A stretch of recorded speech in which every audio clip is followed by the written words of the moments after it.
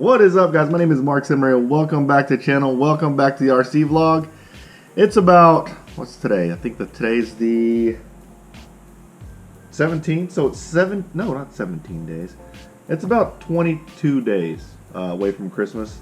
A lot of people got some new RC cars for Christmas. I bought my sons a couple of Slashes, and I bought them a couple of Slashes because I wanted them to start working on their own cars. Which is kind of ironic because this Slash is sitting in front of me right now because I'm having to fix it for him. So, today I'm going to tell you guys the best upgrade you can make on a Traxxas car. And when I say a Traxxas car, I'm talking about two-wheel drive Slashes, Stampedes, not as much the Rustler because Rustler's not so bad in this area. Four-wheel drive Stampedes, four-wheel drive Slashes, those cars, the best upgrade you can make to these cars that completely changes the car and costs less than $1. Did I say less? That was weird. Cost less than $1. But before I tell you guys what that upgrade is, and it's an epic upgrade. I mean, like again, it completely changes the car. I'm going to tell you guys what part you break the most on the two-wheel drive Slash, two-wheel drive Stampede, probably the two-wheel drive Rustler. Maybe not so much the four-wheel drive stuff, probably on the four-wheel drive stuff, but this is a part that breaks often, and I can tell you it breaks often because I've done Traxxas events before where we let people drive Slashes, and this is the part we're always changing out. And my sons have already broken probably three or four of these. I wouldn't say it's a weak part on the car. It's probably the weakest part on the car, but it's the part that I guess takes the most stress. But it is this part right here. This is the rear bearing carrier. I have broken countless amount of these, and my son breaks one maybe every other time he goes out. There are options that you can do to not have to replace these every time. If you're curious what the part number is, it's part 3752. That is a part that you break all the time. I have a whole bunch of them in stock all the time because I know I break them. I could, which I probably should, get them the RPM ones. The RPM ones, they say they don't break. They're unbreakable. They bend a little bit, but they're way more durable.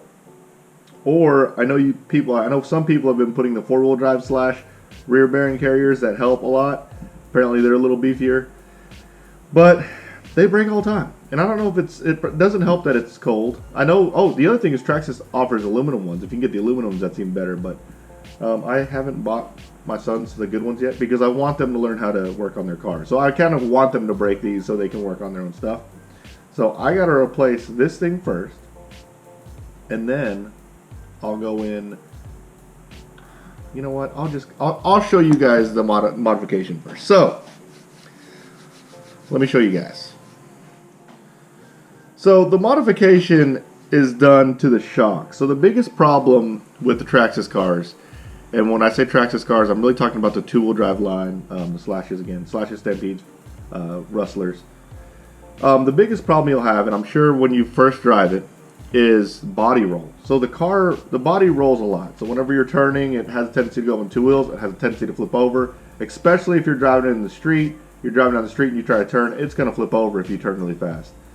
That is the biggest problem with the car. It's also a big problem in spec Slash racing. I've done a lot of spec Slash racing in my lifetime, and this is one of the first things we do because there's so much body roll. So the reason why there's a lot of body roll is not only does the suspension travel a lot on Slashes, but there's no sway bars. So on your typical race car, you're going to have sway bars. And what the sway bars do is they level out the amount of compression on each side of the car. So it gets rid of the body roll. So your car is... let me try to illustrate this for you. So this one already has a modification done.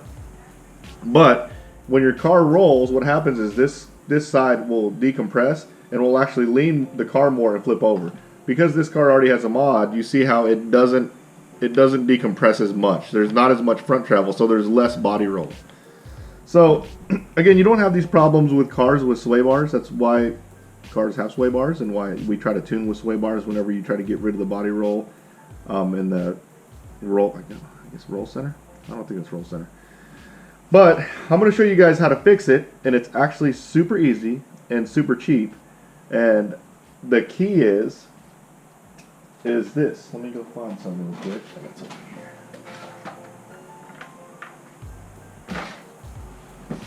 Right here. fuel line. This is what makes dreams come true when it comes to making this mod happen. And I'll show you guys how to do it, and it's actually really, really simple. This card already has it done, so I'm not going to do it to this. But I do have a stock shock just hanging out that I'll show you guys. And you can tell, let me see if you can see this. Let's see if I can. Alright, so, see the length of that shock? This is a front shock also. It's a lot longer.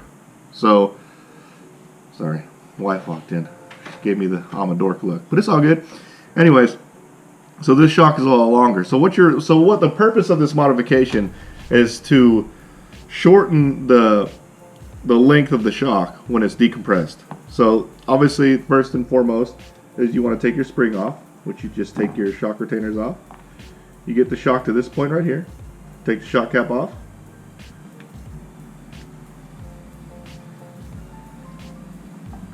So this one actually has oil in it. This is the best way to get rid of it. Oh God, let me grab something.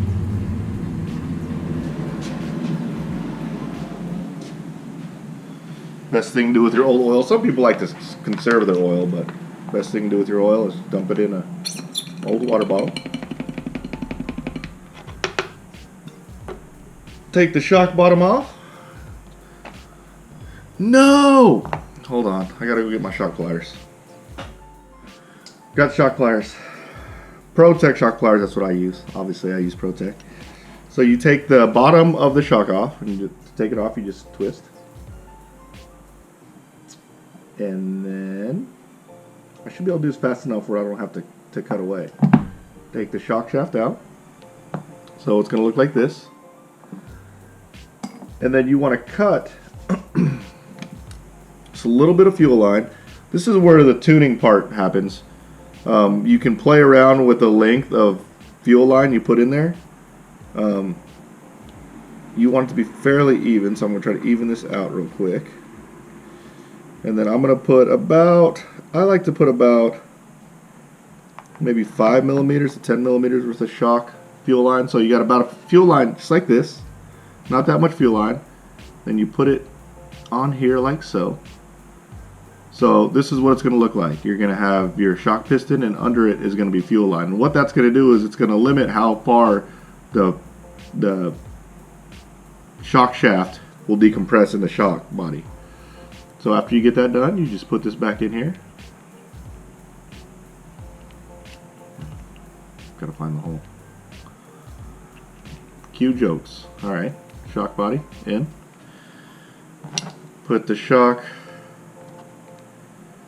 bottom back on. I'm actually going to show you guys how to build Traxxas shocks too while I'm at it, since I already have this apart. Let's see if I can get some oil. Shock body's back on. Shock bottom's back on. And let's fill this shock up. Grab some oil.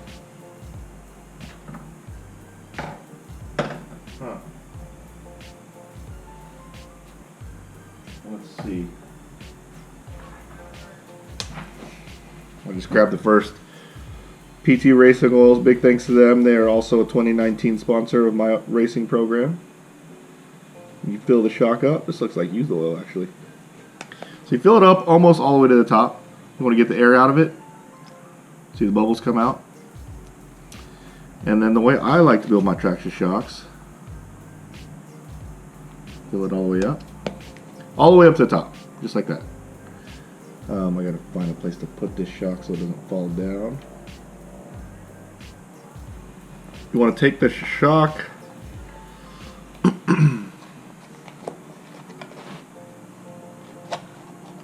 take the shock cap off. Take the shock cap off. So here's where you make a nice clean full shock. Whenever you put this on, you want to kind of put this on at an angle like this. I'm kind of bending it like almost like a taco. And what that's doing, it's allowing some of the oil to, sorry, I forgot something. I compress all the shocks. I run no rebound. So I compress it all the way. Let's compress it not all the way. Let's leave about that much on the bottom. That's also tuning with rebound. So on Traxxas stuff, I don't really care how much, but I just try to level out all of them. So if I run this much rebound on this shock, I want to run this much rebound on all of them. We'll do a half rebound on this one. So go about halfway. About that much rebound. And then, so I'm holding the shock bladder like a taco, and I'm letting the excess oil kind of seep out the sides. And once I get all the way on, I'm going to pull on the bottom of the shock shaft, and what that's going to do is it's going to pull the bladder on there. So now the bladder's on there. I mean, you can't knock it off because it's sucked on there. And at that point, you put your shock cap on. You want to make sure you don't cross thread it. And then I go hand tight. And then you see, so it's like half rebound. So whenever I push all the way down, it's going to come out about halfway. So that means a halfway rebound. There's no air in the shock, and that's a perfectly built Traxxas shock. Let's clean it off. Brake clean, that's what I used to clean. Some people use Nitro Force. That's what you can get at the hobby shop. I like brake clean because it doesn't have any oil content. I do use Nitro Force if I want a little bit of oil content, like if I'm cleaning out brush motors or something. But for just cleaning general stuff, if you go up to like your local auto parts store, Walmart will have it. Just get some brake parts cleaner. It doesn't have any oil in it, so it cleans the stuff out really good. So now it looks like a brand new shock. Put this back on.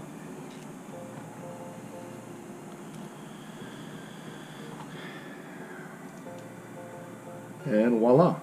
So now your shock is shorter, so it doesn't decompress as far. It takes away some of the body roll, and now your car will stay more planted whenever you're driving on the streets. You will see a noticeable difference when you make this change. I've done this to all my son's cars. My Slash has it. Whenever my sons first got their Slashes, I was just leaving them around the corners because whenever they try to enter the corner as fast as me, theirs would flip over. I did it to my younger son's car. It was night and day better. He could drive it, and he could drive really hard.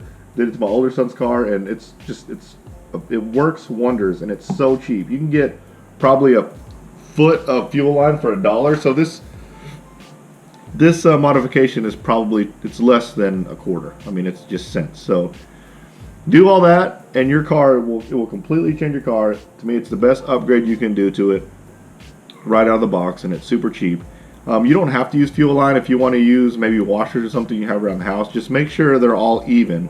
However many you put in there, or however much you limited the suspension, make sure it's limited the same all the way around, or at least limited the same front and back. So I hope you enjoyed this video. I can do another video on some of my favorite upgrades on these cars. I got a whole bunch of them. I got my son some Slashes. I have 2 Slashes. I used to be really big into spec slash racing. It used to be really big in my area, so I love the cars. But if you like this video, smash that like button. If you haven't done so already, subscribe to my channel. Turn on the notification bell, and you guys will see me next time. Later, guys.